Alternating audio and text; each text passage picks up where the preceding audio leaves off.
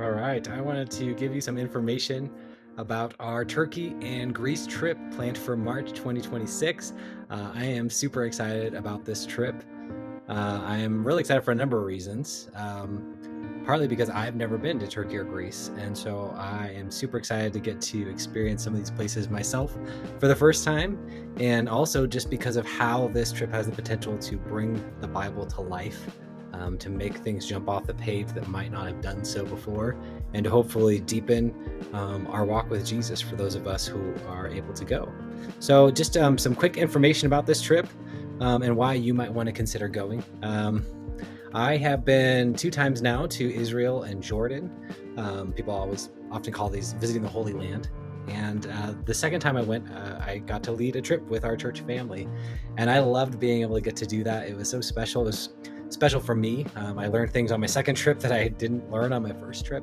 And again, I'm excited for this trip to Turkey and Greece because rather than kind of focusing in on where Jesus and the disciples were, this trip's going to focus in on all the places where the Apostle Paul traveled with his disciples and planted churches around the Mediterranean. And so it's going to bring the book of Acts alive, and it's going to bring many of the letters of Paul alive like nothing else. I mean, just imagine, for example, visiting the temple in Ephesus. Imagine going to Ephesus and being able to see the temple to Artemis of the Ephesians. And then, like, every time you read the book of Acts, you come across that story of, when the silversmiths got mad because Paul was convincing people to follow Jesus. And then when they followed Jesus, they stopped buying idols from the silversmiths. And so the silversmiths start this mob, and they're all yelling, great is Artemis of the Ephesians. And they drag people to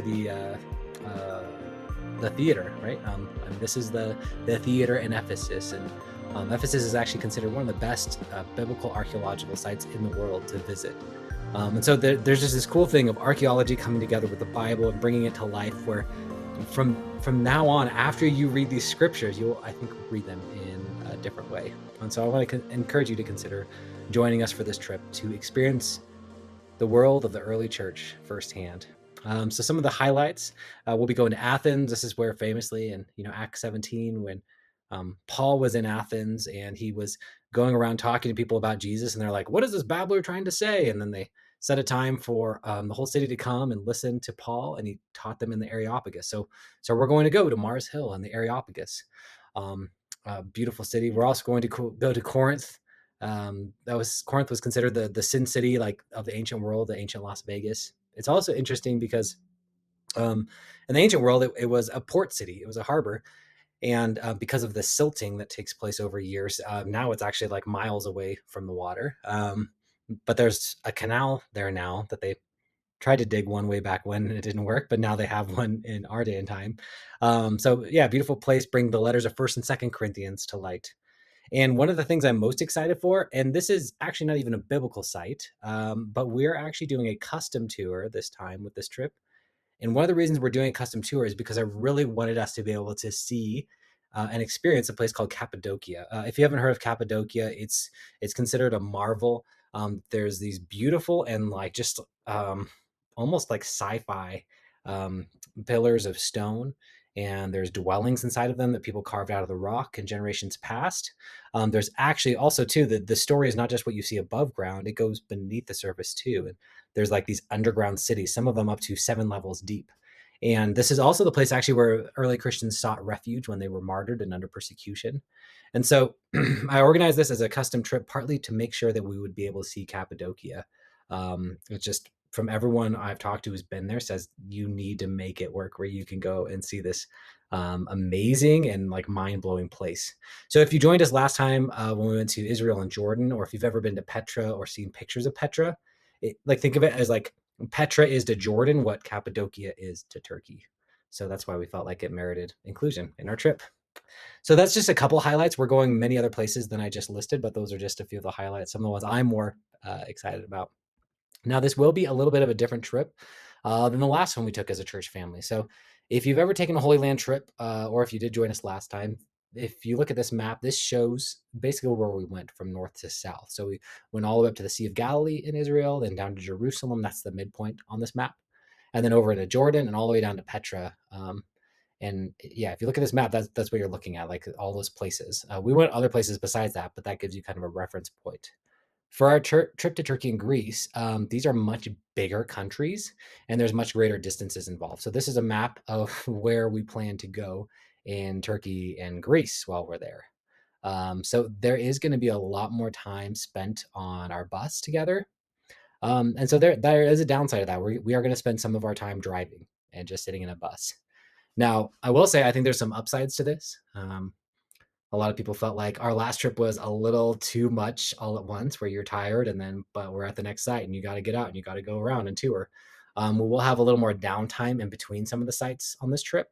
And that will also hopefully give you some processing time to maybe write a few thoughts out about what you learned at the last location, and process some of the things you've been experiencing.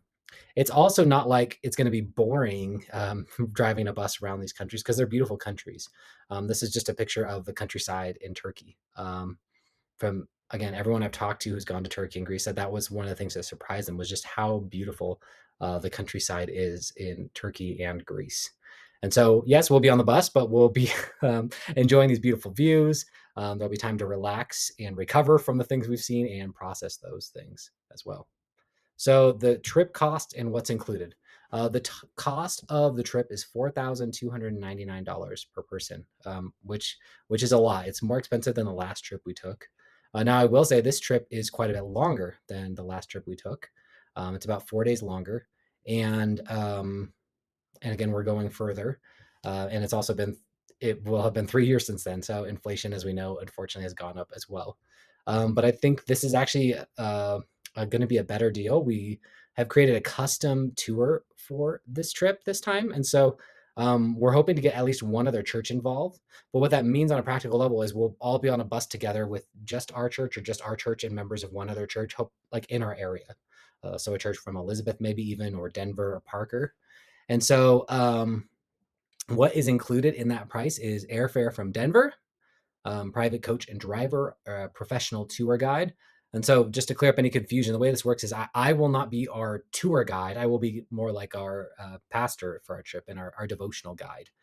So what I mean is, I'm not an expert on biblical archaeology. Like, I've learned some things, but I'm not an expert. So we will have a tour guide who travels with us on the bus through Turkey and then a different one in Greece.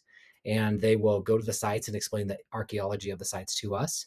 And then we'll have a devotional time that I'll get to lead, talking through what happened, the Bible events that happened there, and lessons for us to take away from that.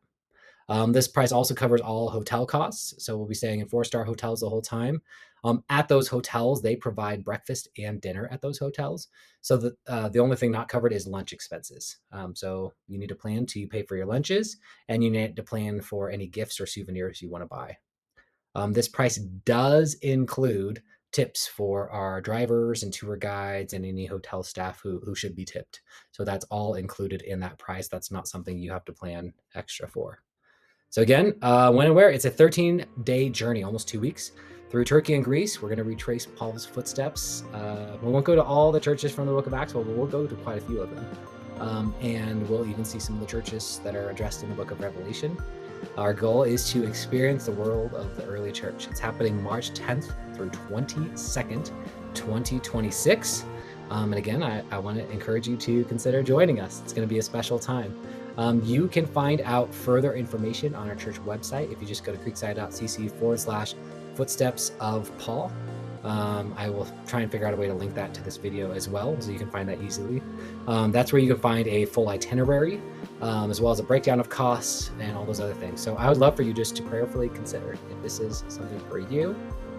Reach out to me personally if you have any questions, luke.hirant@gmail.com, and reserve your spot. So thanks, guys. I hope you consider joining us, and we'll talk soon.